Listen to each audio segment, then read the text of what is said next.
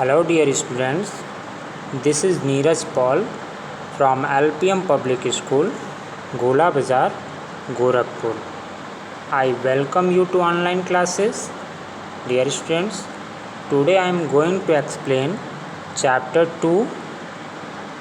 So all of you open chapter 2 and the chapter name is Computer Memory. Dear students, before the starting of chapter 2, here you can see some questions have been made by the publisher. Here the questions are: what is the title of computer book? And the next question is: name the state you belong to. And the third question is: how many subjects do you learn in school? Dear students, if all your answers are correct, then congratulations. You have a good memory. So dear students, what is memory? It is all the information you have come across or learned and can recall any time you need to. Dear students, your brain is your memory storage house. Similarly, a computer too has memory, like you. Your brain is a memory storage house. Similarly, a computer too has memory. Okay, so now come to the topic number first, that is types of computer memory. Dear students, memory is the storage capacity of a computer. Computer memory is capable of storing information temporarily or permanently. Dear students, computer memory is classified into two types. Okay, there are two types of computer memory. First is primary memory and second is secondary memory. Okay, now first of all I am going to explain about primary memory. Okay students, primary memory is the main memory. Primary memory is the main memory which is predefined in a computer. It is where data, instruction and information are stored while a computer functions. However, it has limited storage capacity. Primary memory is also known as internal memory. Dear students, you must have to learn it. Primary memory is also known as internal memory. Okay, there are two types of primary memory. First is random access memory and second is read only memory. Okay students, now look at the next page. On the page number 18, here is random access memory. Dear students, RAM stores the data, instruction and information temporarily.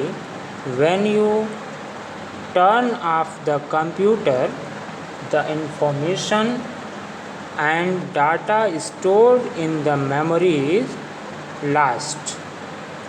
Dear students, random access memory stores the data, instruction and information temporarily.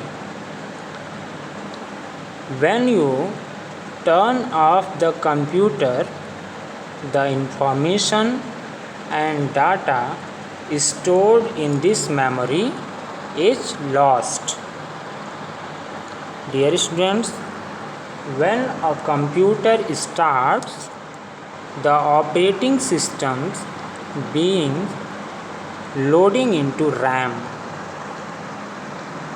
Any software that runs on a computer also gets loaded into RAM. It is called random access memory for CPU. CPU accesses the memory in a random manner. It is also called read and write memory because information can be read from it and data can also be written or stored on it. RAM is a volatile memory, which means it loses its data once the power is turned off. Okay, students. Now the next topic is read-only memory. Dear students, it is a type of memory from which you can only read the information stored in it but cannot write on it. That means the instruction stored in ROM cannot be changed. The information is permanently stored in it. Data and instruction stored in ROM are not lost even when the computer power is turned off. Therefore, it is also known as non-volatile memory. Clear, students? This is a ROM. You can see here, this is a ROM. You can find this inside the CPU cabinet. Okay. Now look at this chart. Okay. This is the types of ROM. There are three types of ROM. First is PROM, and second is EPROM, and third is EEPROM. Okay, students. The content of the memory can be modified by a programmer only once. In the EPROM, this is programmable read-only memory. Data can be erased and rewritten on it. EEPROM, this is a programmable read-only memory on which data can be erased or rewritten using an electrical charge. Clear, students? Now come to the next question. Next page.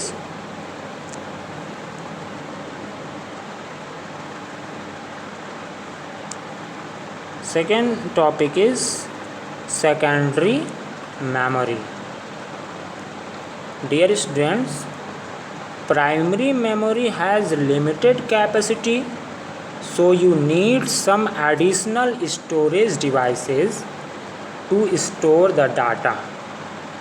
These storage devices are called secondary memory.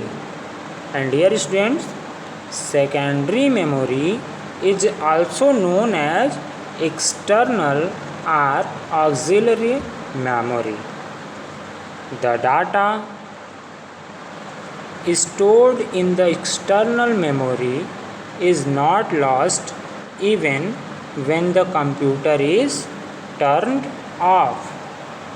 Dear students, the CPU cannot access it directly because it is an external memory. Content of secondary memory are first transferred to primary memory and then CPU can access it. This is the reason why secondary memory is slower than primary memory. Secondary memory is non-volatile in nature. Some example of secondary storage devices are hard disk, CD, DVD, flash drive and memory card. These all are the example of secondary memory. Once again listen carefully. Secondary memory are hard disk,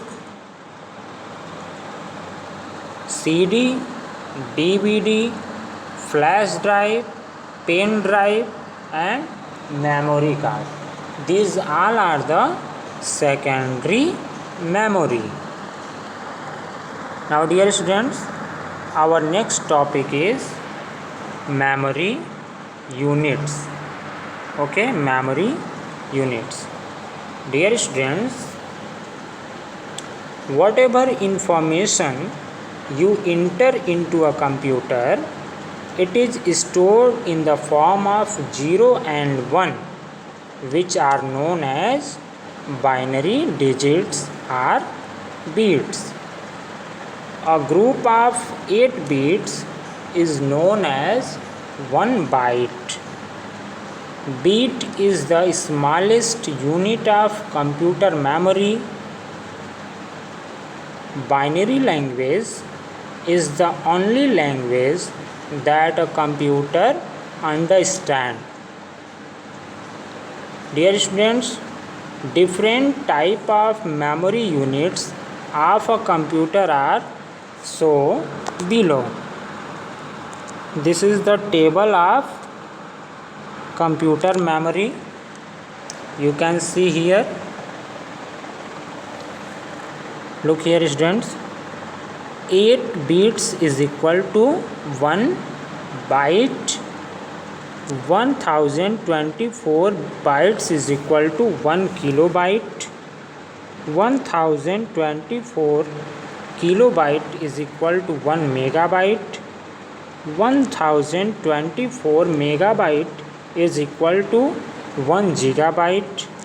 1024 gigabyte is equal to 1 terabyte.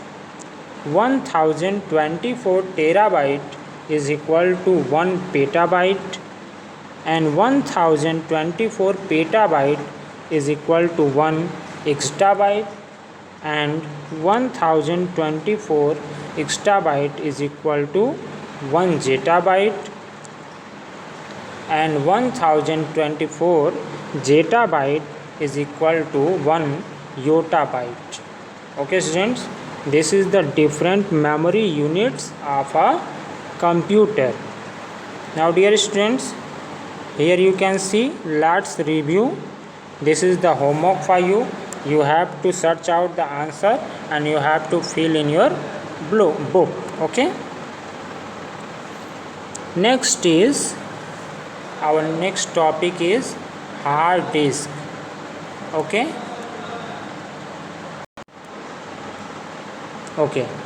hard disk is a built-in storage device located inside the CPU box.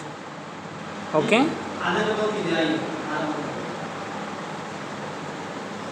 students, have a good day. Bye bye.